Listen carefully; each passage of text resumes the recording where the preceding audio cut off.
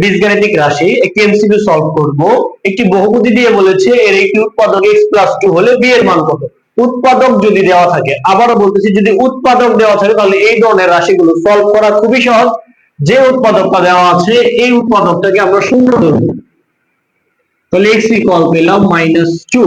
এই -2 যদি আমরা বীজগণিতিক রাশিতে বসাই দিই তাহলে রাশির মানটা শূন্য আসবে, তাহলে আমাদের সমাধান হয়ে যাবে। তাহলে চলো x ইকুয়াল -2 আমরা আমাদের এই প্রদত্ত রাশিতে বসাই দিই। x equal -2 equal 0। উৎপাদকের মান রাশিতে বসাইলে সেই রাশির মান 0। উৎপাদকের মান রাশিতে বসাইলে সেই রাশির মান 0। তাহলে চলো এবার 0 বসাই দিছি, তাহলে এবার চলো উৎপাদকের মানটা আমরা বসাই।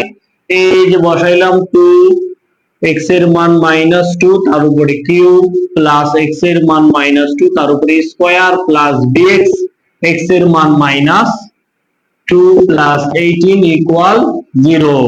এবার ক্যালকুলেশন করো। 2 এখানে থাকবে -8, এখানে থাকবে 2 দুগুণে 4, এখানে হবে -2b, সরি এখানে হবে 18 ইকুয়াল 0। এখানে হবে -16 প্লাস 4 -2b প্লাস 18 ইকুয়াল 0। এবার কি হলো, এখানে হবে 22 -16 -2b ইকুয়াল 0। তাহলে 22 থেকে 16 চলে গেলে থাকতেছে কত, এখানে 6 -6 -2b ইকুয়াল 0।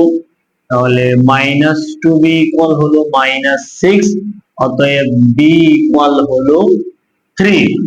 আমরা b এর মান পেলাম 3, আমাদের অপশনে b এর মান 3, আমাদের অপশন হলো এটা।